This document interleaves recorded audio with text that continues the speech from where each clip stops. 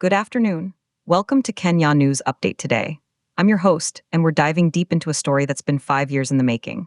This week marks a significant milestone in Kenya's digital and cultural landscape. Spotify, the global audio streaming giant, is celebrating its fifth anniversary in the Kenyan market. Since launching in February 2021, the platform has fundamentally reshaped how Kenyans discover, consume, and engage with music. Today, we're exploring the data behind this transformation, the artists who have risen to the top, and the fierce debate about what this streaming revolution truly means for Kenya's creative economy. We'll look at the staggering numbers, including a 1,404% surge in one specific genre, and hear from industry experts on both sides of the streaming divide. This is a 12-minute deep dive into the soundtrack of a nation's digital evolution. Let's begin with the big picture.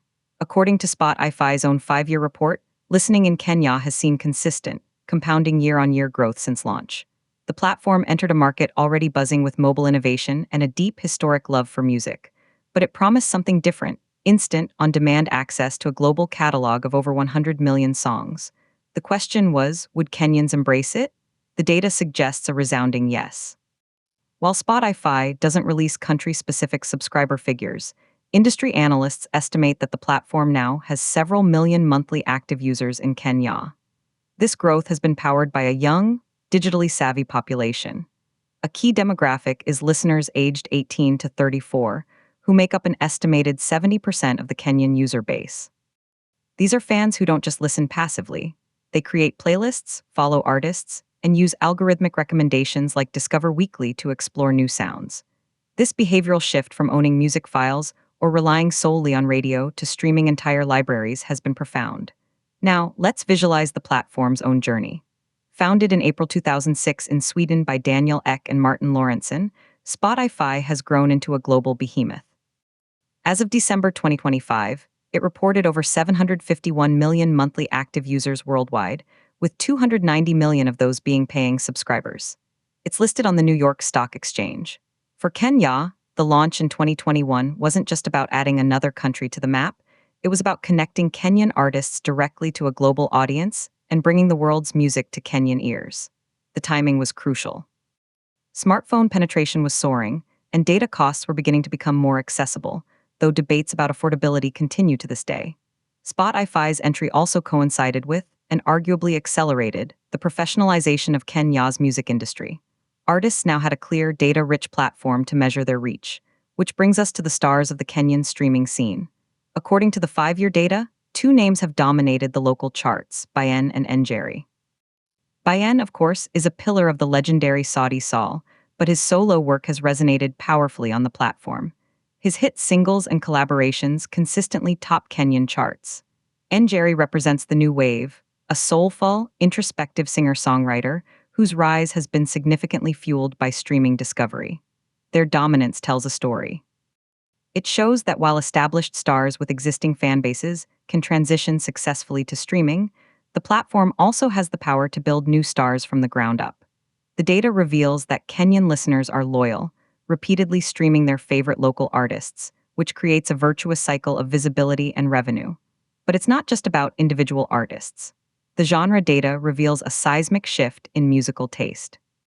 This is where we see one of the most jaw-dropping statistics from the report. Over the past 5 years, streaming of the Amapiano genre in Kenya has skyrocketed by 1,404%. Let that number sink in. A 1,404% increase. Amapiano, the infectious, log drum-driven house music sound that originated in South Africa, has completely captured the Kenyan listening imagination. This isn't just a trend, it's a cultural takeover. You hear it in clubs, in matatis, and in the playlists curated by Kenyan users. This surge demonstrates the borderless nature of streaming. A sound from Soweto can become the heartbeat of Nairobi's nightlife within a couple of years, purely through digital sharing and algorithmic promotion. Other genres have also seen significant growth. Gengetone, Kenya's own gritty, street-born genre, has maintained a strong presence, showing that local sounds hold their own even amid a continental wave. Afrobeats from Nigeria and Ghana also command massive streaming numbers, highlighting Kenya's place within the broader Pan-African music conversation. Let's put some of these growth figures into a direct comparison to understand the scale. We have the monumental rise of Amapiano at 1,404%. Compare that to the steady growth of established global genres like pop, which saw a respectable but far smaller increase of 150% over the same period. Genjitone, as a fiercely local genre, showed robust growth of 320%, indicating strong domestic loyalty. And the broad category of African heat, which encompasses various popular sounds from across the continent, grew by 480%. This visualization makes it clear, while global and local sounds grow steadily, the cross-border digital native appeal of a genre like Amapiano is in a league of its own. This data is a direct reflection of cultural exchange in the digital age. But what does this streaming activity actually mean for the artists? This is where the debate intensifies. On one side, proponents of streaming, including many artists themselves, point to unprecedented access and visibility. For the first time, a musician in Kisumu or Mombasa can upload a song and have it potentially heard by someone in Lagos, London, or Los Angeles without needing a major record deal. Spotify for Artists provides real-time data on listeners' locations, ages, and what playlists they're discovering the music from. This is powerful business intelligence that was previously unavailable to most Kenyan artists. Revenue, while often criticized as being small per stream, accumulates. For top-tier artists like Bien or Njerae, streaming royalties from Kenya and the global diaspora can represent a significant, predictable income stream. It also drives other revenue. A viral stream leads to more social media followers, which leads to higher booking fees for shows and brand endorsement deals. In this view, streaming is the foundational layer of a modern music career. However, the critics are vocal and have compelling arguments. The central issue is the economics of the streaming model itself. The per-stream payout from Spotify is famously low, often cited as being between 3 thousandths and 5 thousandths of a US dollar. An artist would need hundreds of thousands of streams just to earn a modest monthly income. For emerging artists without a massive following, this can feel exploitative. Critics argue that the platform benefits most from the vast amount of content uploaded, while individual creators struggle. There's also the concern about cultural homogenization. As algorithms promote what's already popular, could unique, niche Kenyan sounds be drowned out by the algorithmic push of Amapiano or Afrobeats? Furthermore, the debate about data costs persists. While smartphone use is high, unlimited, affordable data is not a universal reality. Does the streaming model inadvertently exclude listeners from lower-income backgrounds, effectively creating a two-tier system for music access? These are serious questions that shadow the celebratory growth charts. To understand the infrastructure behind this, we need to look at the ecosystem Spotify has fostered. It's not just an app, it's a platform integrated into the Kenyan tech scene. Local playlist curators have emerged as influential tastemakers. Playlists like Hot Hits Kenya or African Heat can make an artist's career by adding their song, leading to millions of algorithmic impressions. Spotify has also invested in local marketing and partnerships with telcos like Safaricom to offer data bundles, attempting to address the affordability issue. Educational initiatives through Spotify's Africa Hub aim to equip artists and podcasters with the skills to thrive on the platform. On the ground, the rise of streaming has forced other parts of the industry to adapt. Radio stations now monitor Spotify charts to see what's trending. Event promoters look at an artist's monthly listeners to gauge their draw. In many ways, Spotify's metrics have become a new industry standard. Looking forward, the next 5 years will be defined by several key battles. First, the competition is heating up. While Spotify is the data-rich leader, other platforms are competing fiercely. Apple Music is known for its higher per-stream payouts and curated approach. YouTube Music leverages the vast video content already on YouTube. And African-focused platforms like Boomplay have a strong regional presence.